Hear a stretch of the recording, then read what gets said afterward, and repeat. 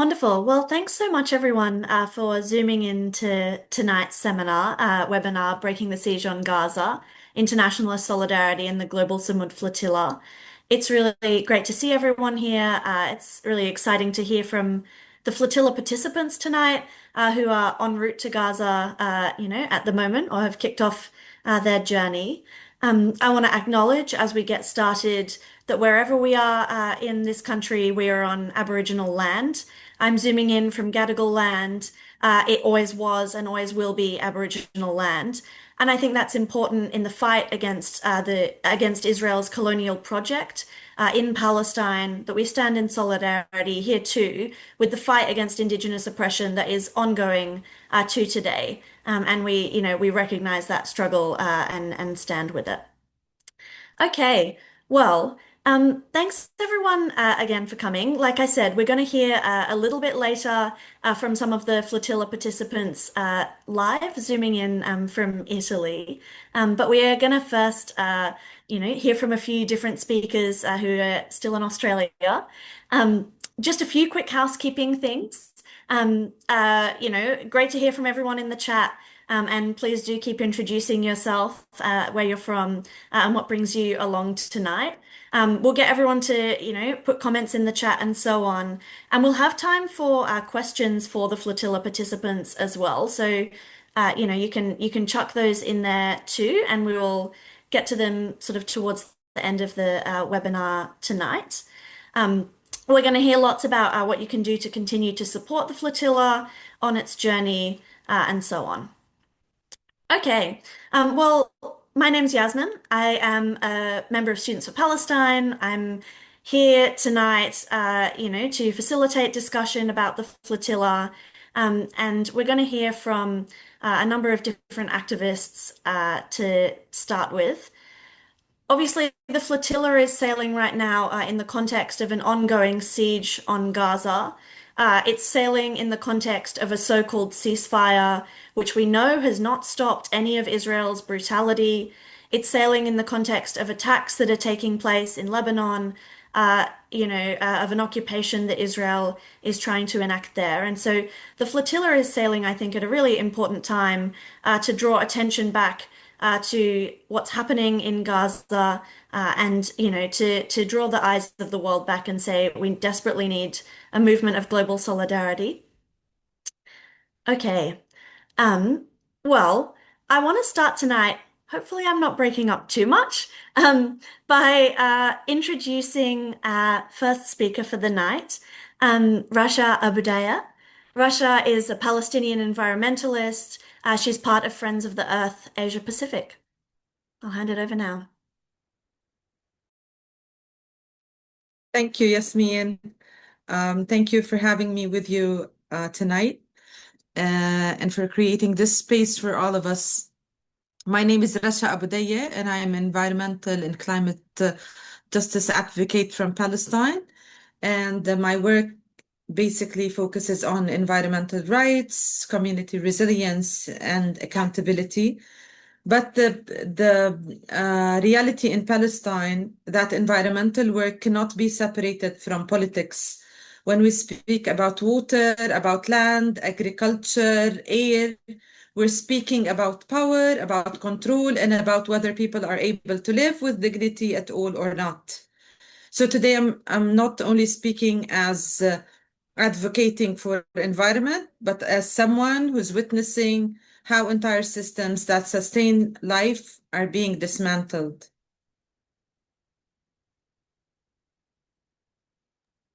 Wonderful. Well, I wanted to, have a little bit of discussion here back and forth. I guess I wanted to start by asking a bit about, what the current situation is like in the West Bank and Gaza. So to just give you a brief, I live in the West Bank, and the situation, whether in the West Bank or Gaza, is catastrophic. What we were seeing along since 2023 is not only a humanitarian catastrophe, but it's a systematic destruction of life systems. Water infrastructure has been devastated. Water systems, wastewater systems, treatment plants uh, are completely and largely inoperable. Access to safe drinking water is extremely limited. Energy systems have completely collapsed. This means that the hospitals, the desalination plants, the sanitation systems are not functioning still. So this creates this crisis. The public health collapses, the environmental contamination spreads, and survival becomes uh, hard in these situations. And this is critical to understand that this is not temporary emergency. I know most of us heard that the war is over, there's a ceasefire, and so on, but still the on-ground situation is very critical. So if you wanted to to look at it from a political or from a policy perspective, this raises a lot of questions under international law, actually, particularly about the protection of civilians, the protection of civilian infrastructure, the prohibition of collective punishment, and the obligation to ensure access to essential resources like water and sanitation. Now, in the West Bank, where I live, the situation takes a different form, but it's still the same system. So we're seeing accelerated settlement expansion, systematic land confiscation, increased restriction on movement, and escalating violence that pushes the communities off their land. So basically, they're pushing the farmers away from their land and they're taking control over all the water resources and the land. So environmentally, it means fragmentation of ecosystems, loss of agricultural resilience, and increasing vulnerability to climate change. So whether in Gaza or the West Bank, the pattern is consistent, the control over all resources, whether it's the land, the water, and to try to reshape the reality on the ground. Yes. Could you talk to us then in that context? What is the significance of the flotilla? What's the importance of this mission? For us, the Palestinians, the flotilla carries a significance that goes far beyond the material aid or anything that it may bring with it.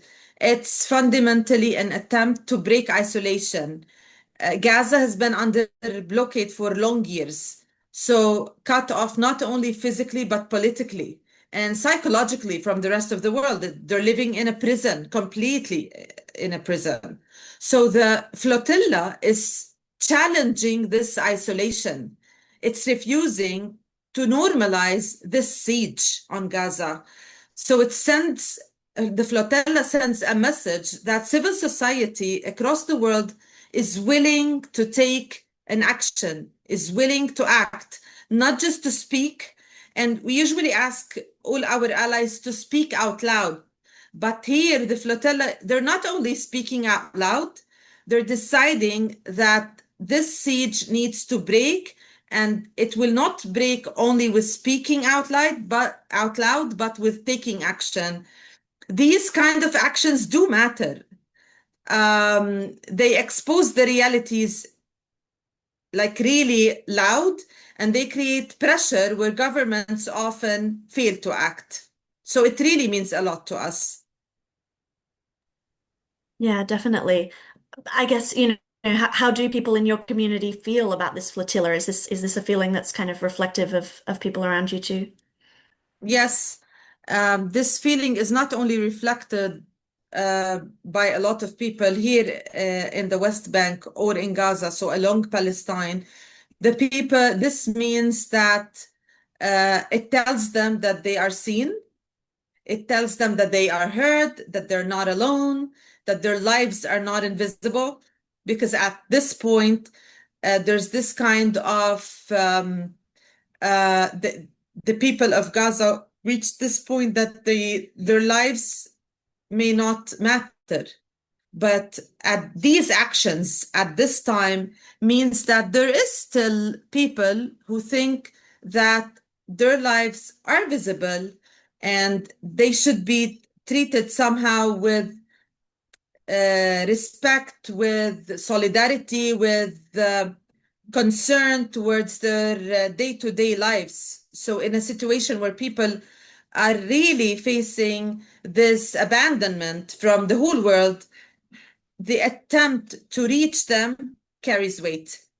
It restores something that is often overlooked in policy discussions, a sense of connection, a sense of shared humanity. And that really matters because isolation is not only physical, but it's also psychological. Yeah, well, I guess that raises the question, why does this matter right now? What happens without this? What is it about this moment? Yeah. So in our communities, the flotilla is seen as an act of courage and integrity. People understand all the risks involved, and we've seen previous tries and how it ended up. So we understand that it's not easy, and because of that, it resonates. It is seen as a form of solidarity that goes beyond statements. It's embodied action. And at the same time, there is a clear understanding that this cannot be the only action. It must be part of a broader movement that addresses root causes. So, because now action really matters, and because we are at a point where the inaction or like not acting towards this is becoming neutral in a lot of places in the world. So without intervention, we're looking at long-term collapse in Palestine, and so we're looking at long-term collapse, at least environmental collapse and health collapse in Gaza, irreversible damage to the systems, whether it's the water systems, whether it's the soil, whether it's all of these interconnected systems in Gaza, the continued displacement in the West Bank, non-stopping, and the normalization of these conditions as permanent. So this raises an urgent questions about how to work towards accountable mechanisms, enforcement of international humanitarian law, and the responsibility of the states to act, not just express concern. So the immediate action taken now by uh, by our allies, our supporters, people who are taking this step forward and getting on the boats and sailing. It's not only the right moment, but it's the right action and with all the courage that it's carrying. Yeah, I think that's very useful in terms of framing what it is about the flotilla this time that's capturing so many people's attention as well. Was there Yeah, anything else you would like to include tonight? yeah. I'd like to say that the Palestinians need not only empathy, we need consistent, sustained action. And the flotilla represents one form of this action. So it must be accompanied by political pressure, accountability, and a refusal to normalize what's happening. Because ultimately, this is about whether we accept a world whether entire populations can be cut off from their basic conditions of life, or whether we act to prevent that. And that choice is not abstract, it's being made right now. Thank you so much, Rasha. Thank you for joining us. Um, well, Thank you, Yasmin. thank you. I want to introduce now Jasmine Duff. Jasmine is a national co-convener of Students for Palestine.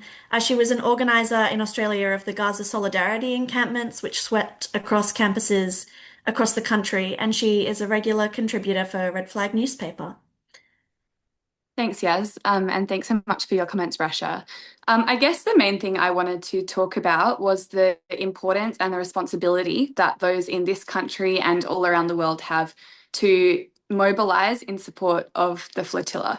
The thing that we've been going around and saying to students everywhere in the country is that everyone should think of themselves as effectively part of the ground support for the flotilla, that while these brave activists are on the boats, we need to have people in this country as active as possible, both in terms of unified kind of national actions, but also people thinking through and coming up with and creatively responding themselves to do whatever we can. And that's for a few reasons. I think an important part of it is that there's been some commentary around now the flotilla, the idea that, well, there's already aid trucks going in and it's less important and there's a ceasefire. I think we really have to reject all of this. There's still an extremely dire aid situation in Gaza. There's 37 aid organizations that have been effectively prevented from operating in Gaza by Israel, but also there still are real kind of limits on what is allowed in. So things like nappies, equipment to build water sanitization, these things are being described as potential weapons and so are still being kept out of the strip. So the aid situation is dire. As well as that, though, is the fact that, I think the ceasefire and also the war on Iran and Lebanon has really meant that Gaza has been able to be pushed by the media and governments around the world into the background.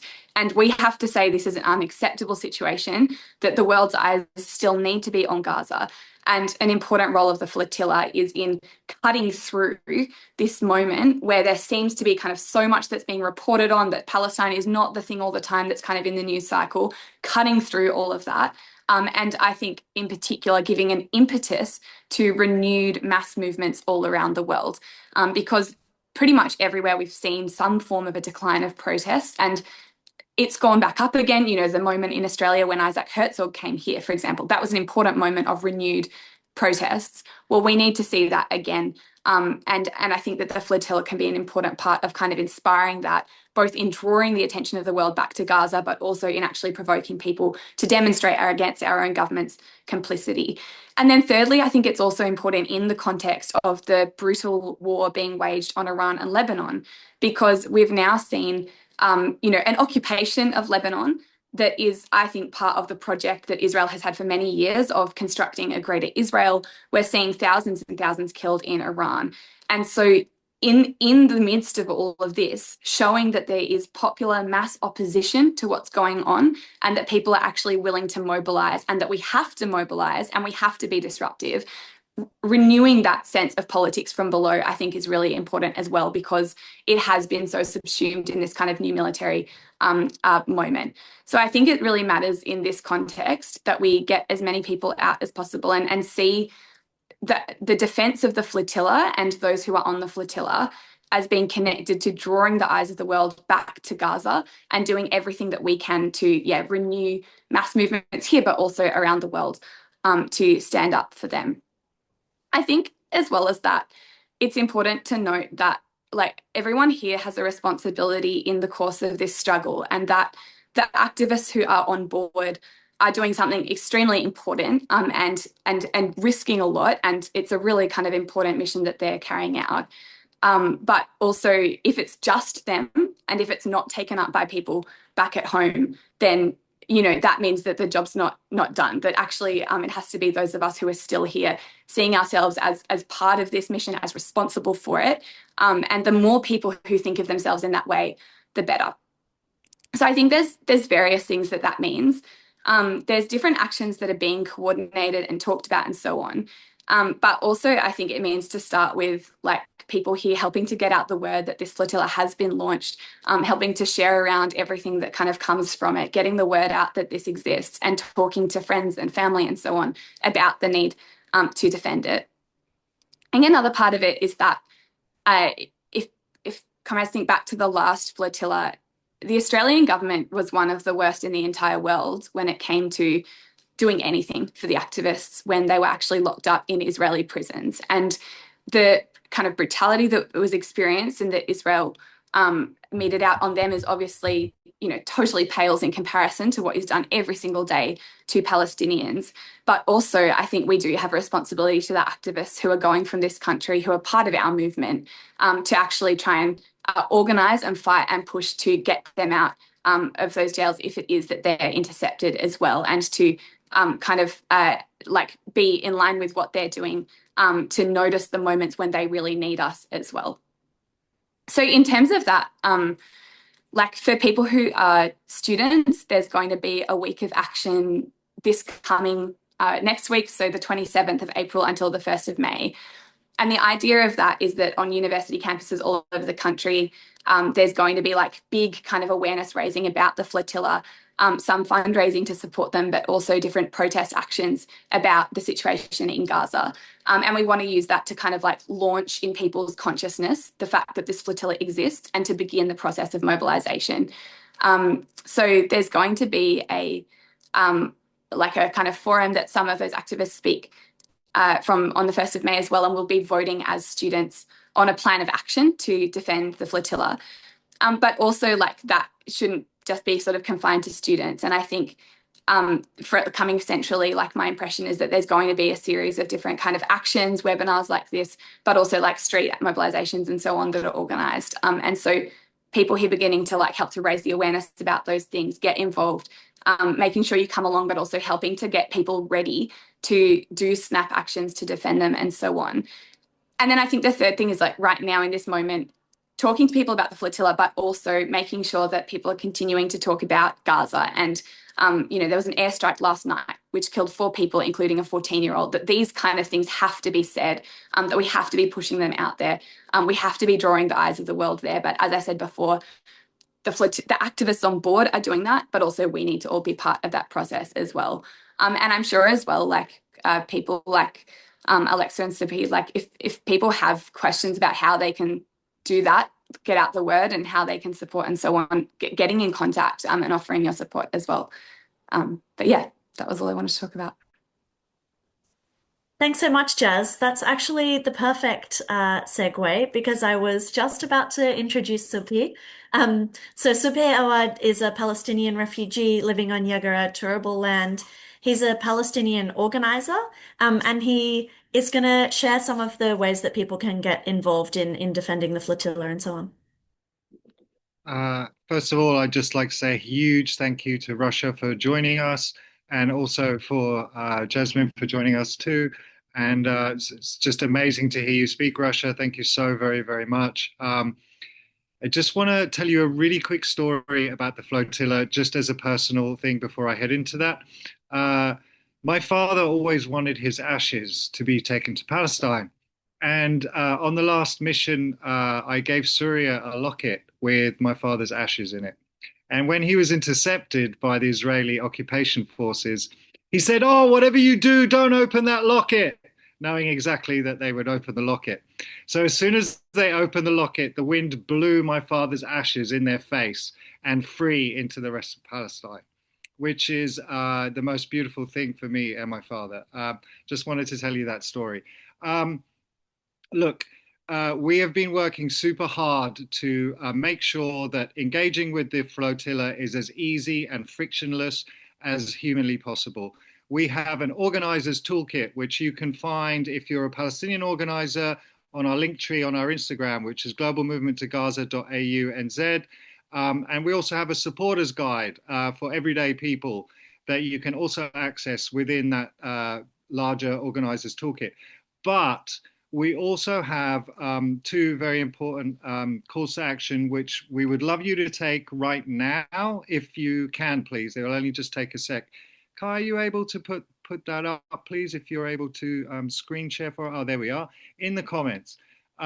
So the first one is to sign up to our rapid response. The rapid response means that if our people are attacked or harmed or reach Gaza, right? Like we want to reach Gaza, we want to break that siege. So, but in case anything happens to them, we will be able to SMS you and email you and ask you to take really simple 2-minute actions.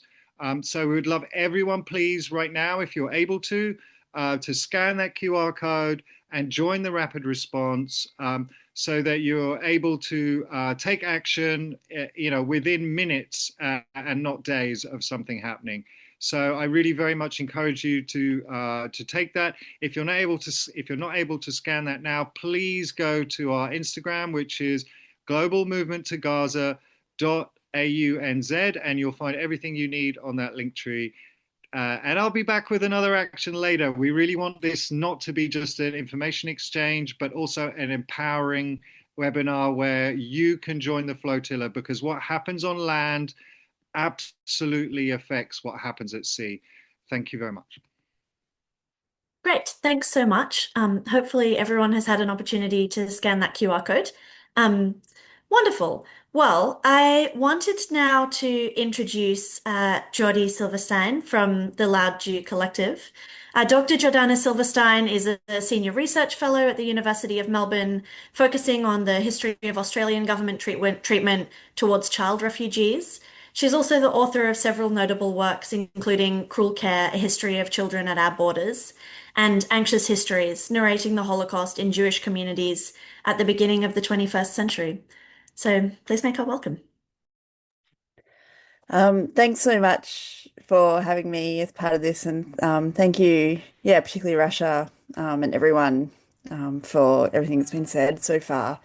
So grateful. I'm speaking to you here from lands of the Bunurong people of the Kulin Nation, and I pay my respects to elders past and present. It always was and always will be Aboriginal land. Its sovereignty has never been ceded. And I acknowledge my indebtedness to Aboriginal thinkers and activists and scholars and writers and artists from across the whole continent, from whom I continue to learn so much about resistance and community and relationality and how to try to live an ethical life. And the connections are really obvious, as we all know, between resistance here, between ongoing Indigenous life here and in Palestine.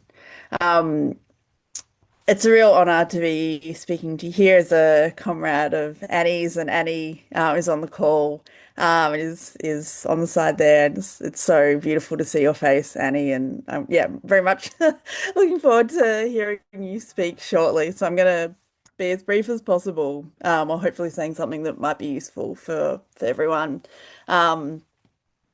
I guess, I just want to use this as an opportunity to talk about how this work that the flotilla is doing, that Annie and others are doing, is so vital. And I've been thinking a lot in recent days about AI and AI usage. And I was thinking today about how the flotilla and what it calls on us, on all of us, and the work that it does is really the anti-AI. And so I guess just want to start by talking about that and thinking about how, where AI asks us to stunt our thinking, including our critical thinking, and to dull our senses, the flotilla demands that we ponder its mission, its politics, its makeup, its tactics, its methodologies, and its possible outcomes. Those of us on dry shore, watching on, being part of it, as Jasmine said, we're encouraged to think along with those on the boats. Where AI says that we don't need each other, that robots can substitute in for human interaction, the flotilla demands that people show up in all their flesh and all their blood, that they put their corporeality, their very bodies on the line, that they move their bodies through space and time, and it honours the very humanness that's at the centre of all of our actions. The flotilla isn't simple. No action that any of us takes today in solidarity with Gaza or Palestine or Palestinians is simple, and no action is perfect. People are grasping onto international law. People are making demands of the state. Some people speak truths and chant visions of possible futures, of freedom from the river to the sea, and get locked up for it. The flotilla asks of us critical and thoughtful engagement. It asks us to be invested in the idea that people working together, working in ways that exceed the normal activities that we take on, that these people can create some form of change. And that is, I think, at the core of its work, that it pushes all of us to think in more complex and defiant ways about what we can do in solidarity with Palestine. And I'm, of course, particularly talking about those of us who are outside Palestine here. The flotilla centres Gaza and it centres Palestine. It actively remembers and it teaches that there is a siege and that people, including Gazans, are prevented from entering and leaving. It orients us physically and on maps towards the waters, shores, and lands of Palestine as the guide towards which we must always be facing and towards which we must always aim. So I think we can take some of the flotilla's determination, creativity, and generative energy into our work wherever we are, and we need to do this. This is the work that we can all do. And so Annie is from the Loud Jew Collective and Jews Against the Occupation 48. And I'm part of the Loud Jew Collective alongside Annie. And I know that many people highlight her Jewishness. And not to speak for Annie, she can speak very well for herself. But I also know that for her, as it is for me, our Jewishness is not the central point of our work, whether on the flotilla or elsewhere. This isn't about Jewishness. This is about doing the work in the way that we all feel is best, that connects us energetically to the movement and the moment, that orients those of us who are not Palestinian to always be considering what we can do best in the service of liberation, freedom, and justice for Palestine and Palestinians. How we can best be of service amidst the ongoing devastating, heartbreaking, anger and fury inducing, unceasing, and spreading horrors, amidst the ongoing Nakba. So other people are speaking about specific actions. I guess I'm trying to speak a bit more generally. And I want to leave you, I guess, with these general thoughts, with this idea that the inspiration that we can all have in light of these boats as they set off on their way, that we must actively intervene in this genocide, into this Nakba. We must be part of the work of ending these horrors. As Rasha said before, we need to take action, not feel sympathy. We need to do the work. The moment is urgent, and we need to be braver, and we need to do all we can with all of our bodies and all of our connections and all our relationships. Thanks very much. Thanks so much, Jordy. I think it's definitely an important call to action right now against the ongoing Nakba. Well, I would like to hear now from the flotilla participants, which I'm sure we've all been looking forward to. I thought we could maybe start by just giving you all an opportunity to introduce yourselves and why you're on the flotilla and maybe a little bit about where you are right now. Oh, hi, I'm Anny Mokotow. Thanks for that, all three of you. And I really don't know what to say because you've all said it so eloquently. So every reason that we're here is for one or more, all of those reasons that you three have been speaking about. So to respect the horror that the Palestinians are going through and Gaza's going through is definitely part of one of the reasons that we're here. Respect in the sense that we respect their tenacity, we respect the fact that they keep on fighting, and it's one of the reasons that we want to go and support them. You've said so many great things, but for me, it's really about putting my body on the line as all I can do to give my heart and soul to something that I feel is just abhorrent in this world, that Israel has committed genocide with absolute impunity, and the world is letting them do that. It's something that none of us can understand and we can't let happen. So yeah, action is the only thing that we can do. Yeah, how is it here? It's pretty hectic today because we're supposed to leave. And there's so many things from, the egg, not enough eggs, not enough cabbage. People are moving around from different boats. Some people, the boats are getting more people, so more things have to happen. All of a sudden, things on the boats break down.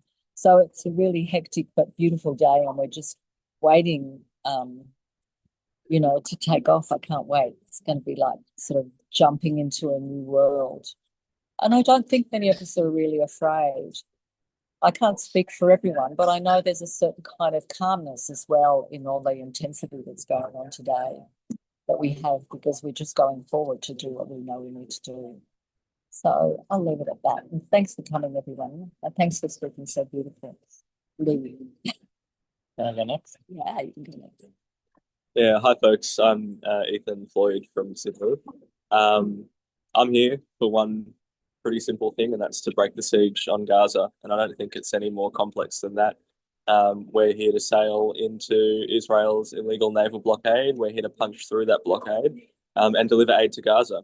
That's what it's all about. It's all it's ever been about. So we are really feeling quite united, very energized, and sailing with a real sense of purpose. I think Annie's right. There's not that sense of um, fear or nerves or trepidation. Everyone has been really buoyed by each other's commitment to justice. Well, it's something that's so unique about a space like this, which we don't often get in the colony, is being among people, each and every one of whom has their sense of integrity and dignity and humanity intact. I think that's so important and something that we should all strive in our everyday lives to find the spaces where we can meet and mingle with those people. And we've really found it here in Sicily. So it's good to be in this fight among friends. And I'm Sam. I'm from Magunchin, Yaga and Turrbal Land, so-called Brisbane. Yeah, it's a beautiful day. We're like making all of the last minute preparations that we can before we sail in a couple of hours. We have been loading aid onto the boats. And yeah, the boats are beautiful. The atmosphere here of everyone like working together to make this happen is beautiful. I really, yeah, I have I have no doubt that everyone here is excited to just go, um, sail, break the siege, and show what ordinary people can do when governments fail. I mean, that's one of the reasons that I'm here is because the Australian government is just like despicably in total lockstep with the Israeli regime, and that disgusts me. Like it's something that I hate to see happen. So in the face of that, we've come here, um, and I know that there are so many people back home who are doing incredible stuff all the time. Like I just want to give a shout out to my comrades in Magunchin, um, over 20 of whom were arrested for saying from the river to the sea, Palestine will be free. Um, yeah, we'll be thinking of them all as they have their court cases coming up. Um, yeah, and you know, it's a beautiful feeling to be working alongside so many people who, um, are centering a people who have been occupied and genocided for 100 years, and who are working towards liberation in solidarity with those people. They're a real honor. Thanks so much, guys. Well, I'm going to give people a chance to ask questions to the flotilla team. So if you would like to ask a question, it would be great if you could pop that in the chat. So P has a quick call to action announcement, and then I will get to everyone else's questions. It's so inspiring to hear you all speak. It really is. Just tingles. Just love you all so much for everything that you do. Um, I'm always reminded of Sam's words in that we we see our liberation in Palestinians' liberation and their liberation in ours. We act together as people, as the human race, right? We're not doing this to help somebody far away as a victim, right? Like we're all doing this together because I tell you, what is happening in Palestine will come here, right? Like our politicians are turning into fascism. To be able to ignore a genocide means that they can do anything to us at any point. Just as we saw banning words, arresting people, police violence in Gadigal, this is not a thing that is separate to our lives. And I think it's really important to understand that we all act together for our collective liberation, and not to see this as some kind of like aid thing. We act together, and we liberate everybody at the same time. And so the next thing that we'd really like everybody to please do, and we'd really like you to do it now, please, is to use our pre-filled email to email your federal MP and your senators. It will only take you like 30 seconds to a minute. You should be able to do it while I'm still speaking, and I'm going to be really annoying and hang here until you all do it, okay? Please do it. Please click that thing. Please input your name and address. If you'd like to join our email text, you can fill that in too. But please do it now. Email your MP and your senators and help us put pressure on so that if anything happens to our comrades, we can be ready to roll and apply as much pressure as we possibly can. It's really easy. Please do it now, and I'll get off now. I know I said I'd stay on to you to do it, but I was joking. Thanks. Okay. Well, we'll go back to the flotilla participants then. Well, one thing I wanted to ask, which came a bit out of what people were saying before, is just why this flotilla? Why now? You know, obviously the flotilla has been has sailed a lot of times now. What's the importance in this moment, and you know, why is this the biggest one? I think what's important to say and what's important to remember in terms of the persistence of tactics is if every social movement in history only tried everything once, we would never have seen the kinds of social wins that we've achieved through the union movement, through sort of civil rights and social progressive movements over the last 100 years. And I think that's part of the criticism that is levied against the flotilla you know, we've done it before and it hasn't worked. Why would we continue to do it? What sets us apart this time, crucially, is our sheer size. I mean, the last flotilla was around 40 boats. We have got more than that number just here at this single port.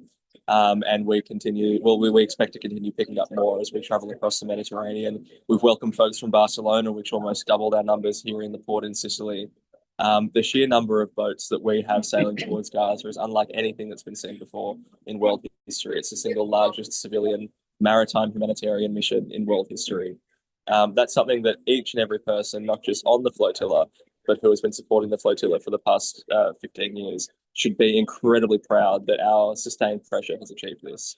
Part as well is the flotilla will not end the genocide in Gaza. The flotilla will not, in one swoop, unpick the system of apartheid that Israel relies on to continue its genocide of Palestinians. The flotilla is one example of direct action, and direct action is perhaps our most powerful tool against systems of oppression, is a tactic through which we can physically challenge systems of oppression and make a really tangible challenge to the physical systems that they set up, like a blockade, like a naval blockade, that is not a bureaucratic measure, is not a political or an economic measure, but is real boats made of real steel, manned with real people on the water, stopping aid from coming into Gaza. That's what the blockade represents, and that's what we're here to challenge. So I think that this is the largest flotilla in history, but we hope that we can add a word onto that sentence, which is yet, and that our subsequent flotillas that we're hoping to continue launching after this one. And I know it's quite easy to get ahead of yourself and say, well, on the next one. But we expect to bring more and more people each and every time to continue until we break this rotten siege, but more than that, until we see a free Palestine. Yesterday here in Sicily, we marked Liberation Day, which is basically commemorating the end of fascism, or the liberation of Italy from fascism in the 40s. And we are still, it was a stark reminder that we are still waiting for that day in Palestine. We are still waiting when we can celebrate Palestinian Liberation Day. And that made our commitment to go on this flotilla, it made our sense of struggle even more urgent. So that's really part of what we're doing here, is continuing to keep up the pressure and maintain the struggle. And we've also just been joined by another one of our comrades, who's joining us. Hey, g'day. I'm Gemma. What am I here for? We're on a bit of a catch up with the local movement back in Oz. Yeah, nice, awesome. Hey. Yes, the camera is on, the mic is on. Yeah, and Zack is just arriving too. But I wanted to add on that, like, what we saw last time was the flotilla comes so close to reaching Gaza. They probably came the closest that anyone has in over a decade, and the reverberations of that is that we saw strikes in Italy that were massive and like basically an uprising against what is effectively like this country's complicity in genocide in Palestine. There are like US military bases here, and there are things sent from ports in this country. And those were blocked by workers who decided that the attacks on the flotilla were unacceptable and that they were going to take action in solidarity with Palestine. And I think that now, like, the scale is so much bigger. I think that we have a chance to actually reach, if we've learned anything from the last time, actually reach Gaza, actually deliver aid, and hopefully, people all over the world will see that when people take action, it's always worth taking action. And, you know, remember that if you don't fight, you lose, and decide to fight on land as well. I've got a tiny bit to add. And I really see this as the beginning of a sort of revolution, and that we're part of the bubbling of a revolutionary movement that hopefully is going to spread. And I see it a bit like the Etna, which is right in front of us, the volcano that's sort of bubbling away and never stops, and every now and then sends out smoke bubbles or smoke to let people know that it's there and it's alive, and maybe one day it'll just explode. So I kind of see us as part of that continuous bubbling, keeping the idea of taking action and changing what we think is terrible about Gaza, about Lebanon, about the rest of the world situation at the moment. So I just want to add that. Great. Well, maybe I noticed Zach's just joined us, so I'll give you a bit of an opportunity to say hi, introduce yourself. Thanks, Yaz. We've been dropping in and out, so I'm sorry that I'm a bit late. My name's Zack. I'm from Newcastle. I'm living in Sydney, though, and an organizer with Rising Tide Climate Action Group. And yeah, I've been here in Augusta. I think we can say that now. Yeah. For about 2 weeks, prepping boats and things. Yeah, I mean that's me essentially. I'm on boat Eros, which is an amazing boat with folks from I think we've got the UK, the US, Slovakia, Ukraine, Spain, Finland, Colombia. It's a really internationalist boat. It's great. Awesome. Well, I can see we've got heaps of questions for you guys in the chat now, so maybe we will get to some of those. If people would like to ask them themselves, that would be awesome. Otherwise, I can read them out. But maybe I will call on Alexa if you want to ask yours. Hi everyone. So good to see you all. I was just hoping to hear a little bit more about the training that you have been undertaking and like the preparation, or yeah, a little bit about what you're taking to Gaza and how you're getting ready for setting sail very shortly. I think it's a great question. I think for us, it's a little bit difficult to know exactly what to share, because one of the things that has been shared with us is that, particularly for things like security protocols, we really can't be broadcasting how we're preparing to deal with the IOF, because that gives them information that then they can maybe use to circumvent what our practices might be. But in terms of training, I mean, I've done a lot of non-violent direct action trainings with climate activist groups, and they often involve role plays. How to interact with cops or agitators at a protest that are trying to do you harm.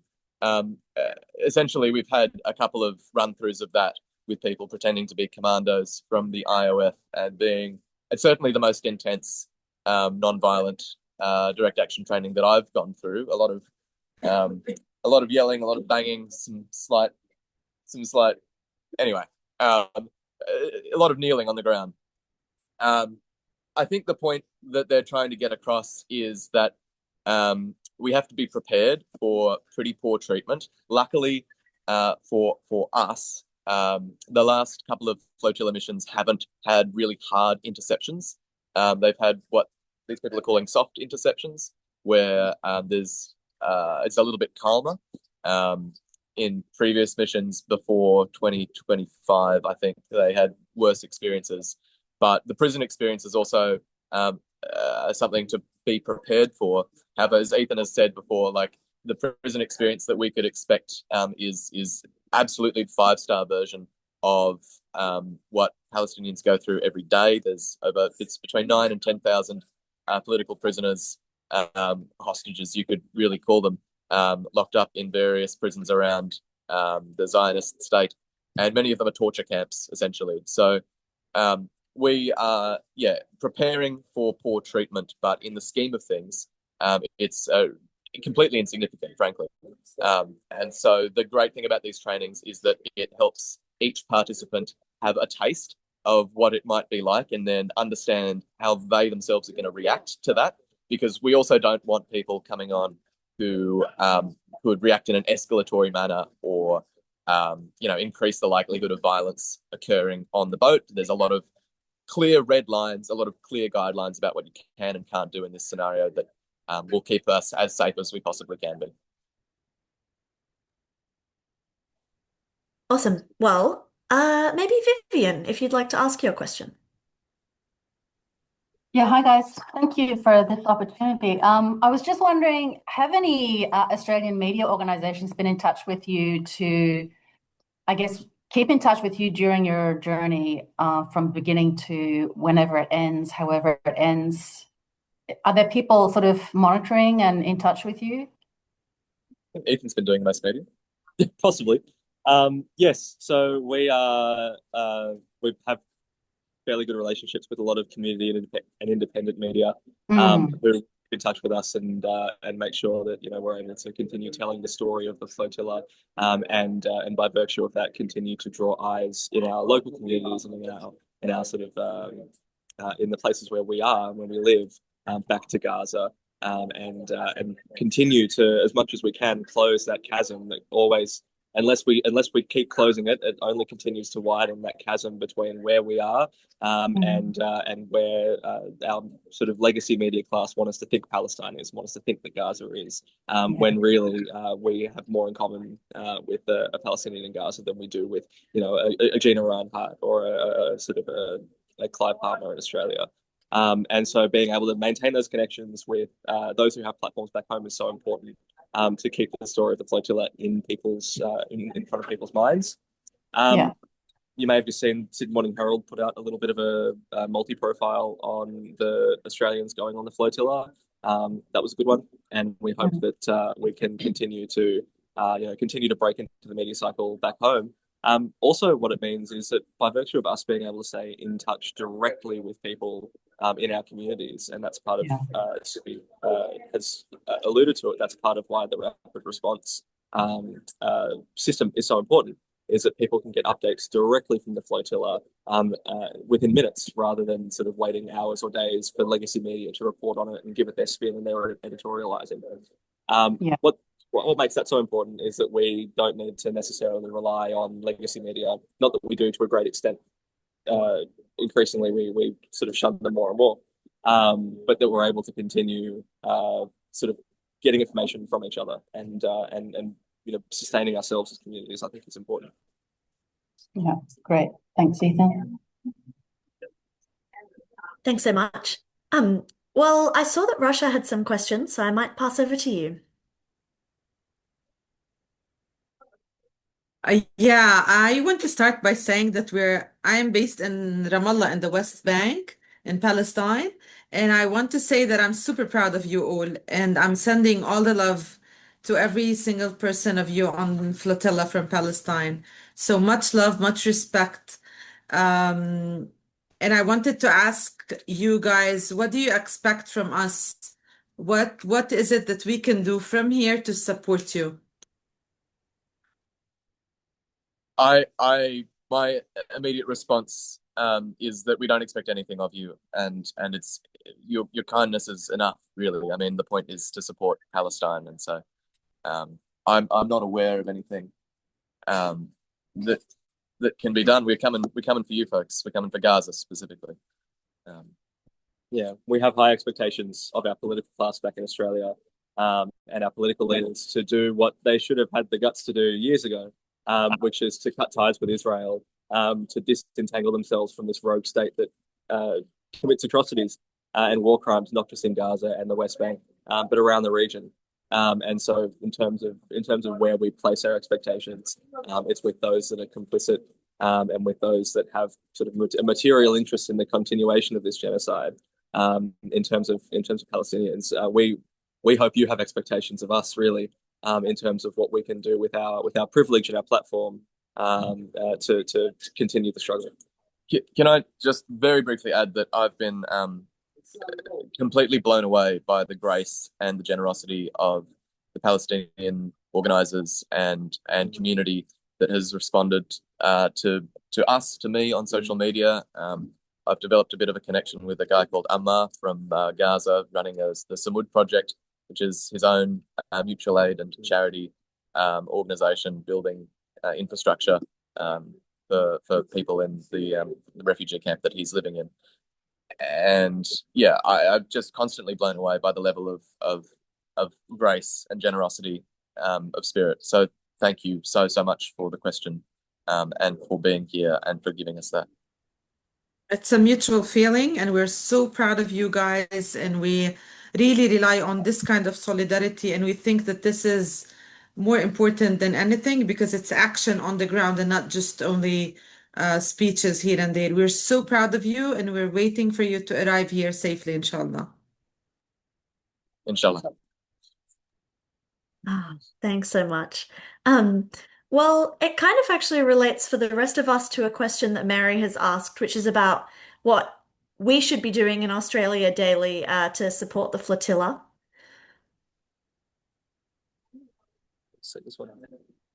I've got a short answer, which is not to talk about the tactics. I think we can leave the tactics up to people on the ground who know where the pressure points are. My personal thought on messaging is that now is the best time to push the line that we need to get out of Israel. Australia needs to extract itself from the relationship with Israel, break the alliance, and leave the genocide. Because at the moment we are an active supporter of the genocide. We send weapons parts, we give them political support. We allowed the president to come here without arresting him and taking him straight to The Hague. And the question can be asked, the case can be prosecuted, particularly when we're likely about to see, and inshallah we get to Gaza, but it's a strong likelihood that we're about to see Israel arrest us and hold us in prison, Australian citizens, for the crime of trying to get aid to people in need, entirely in line with international law, entirely in line with basic human morality. And it's a great time to ask the question, why are we an ally with this country that slaughters people based on race to steal their land, breaks international law to arrest our citizens?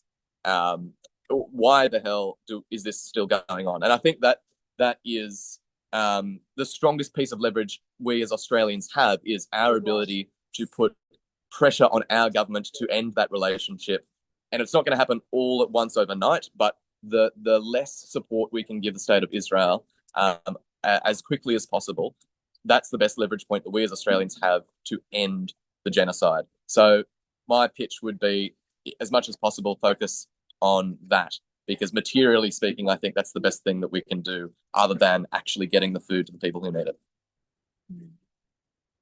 Yeah, I think we also need to just keep the focus on Gaza and Palestine and bring it back, because it's really been lost in the whirlwind of devastation that's been happening around the rest of the world. And Israel has taken the opportunity to continue with impunity to kill people, maim people, starve people.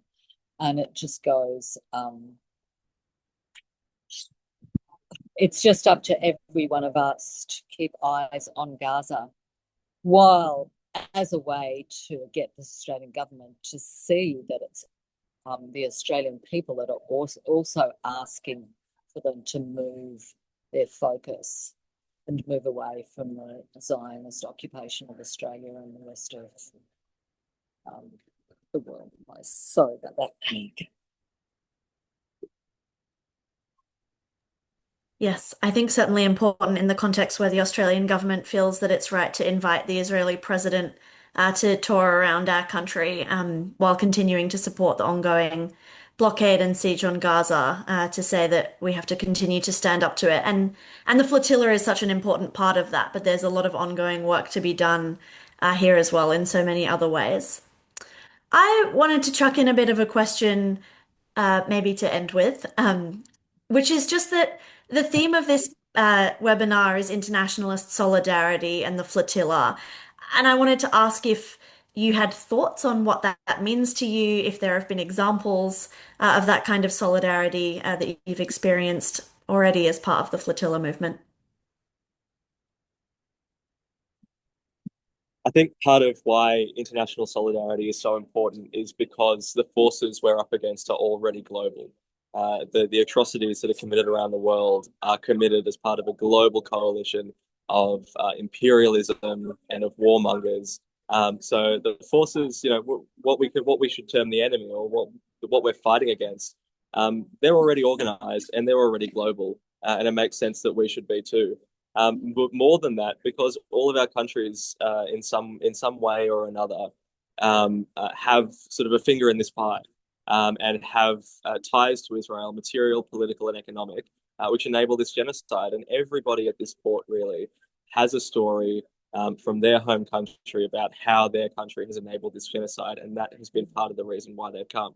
And I think that really speaks to the fact that our struggle has to be, and our resistance has to be, an international effort in order to break this siege. And no one country can take it upon itself to break this blockade, or to unpick this system of apartheid, or really to tear down this rogue state.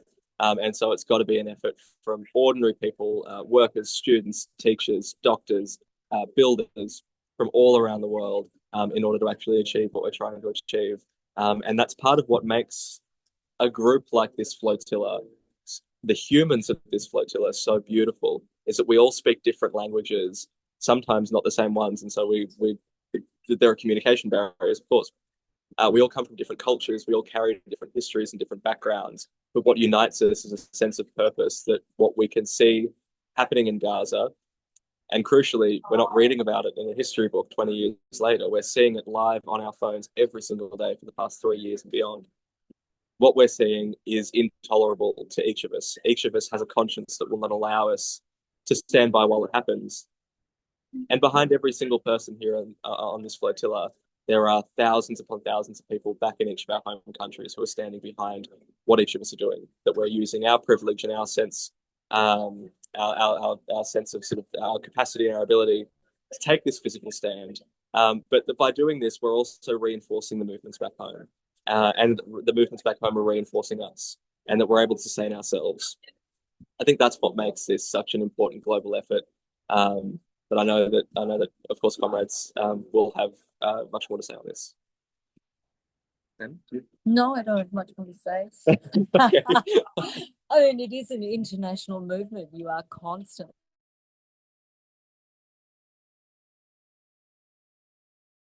I don't know, just it's quite amazing. Oh, I'm sorry. I really don't know what to say anymore. I'm in a boat with 4 or 5 different nationalities, and it's so exciting to be so close to each other and have so much in common already, even though we may not speak together very well.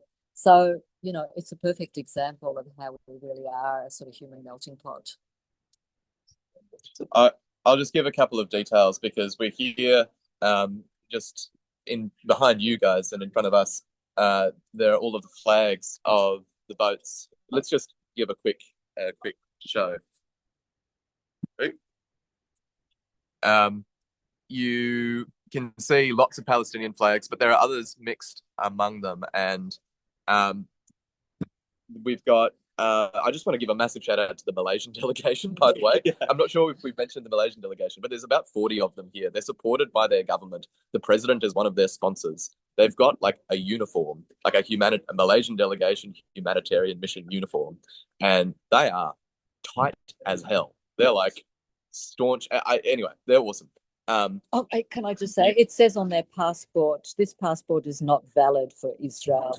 Yeah, this passport valid everywhere in the world. Everywhere in the world except Israel. So I mean, they're a dramatic example. There are other national delegations, like the Irish, are really, really proud of their anti-colonial history and their place here. On my boat, we've got a Slovakian flag, we've got a Sicilian flag, we've got a queer pride flag. My little contribution is a kangaroo flag, because I did want one, but I'm not going to fly the current Australian butcher's apron. But and just sorry, one more little anecdote. I mean, last night we witnessed a wedding. There was a wedding here between a woman from Palestine, a man from Ireland, and officiated by a Maori cultural leader from Aotearoa. Like, and all of these different cultures are coming together, not mixing into some sort of homogenous internationalism where we're all like stateless, culturalist people. There's a massive focus on bringing your piece of the world here and sharing it and identifying with it and working together, not just despite it, but because of it.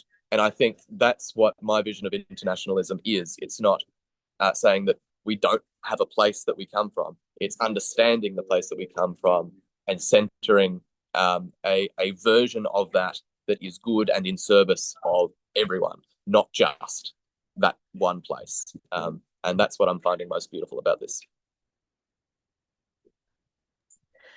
What a beautiful note to end on. That sounds like an awesome wedding. Yeah, right.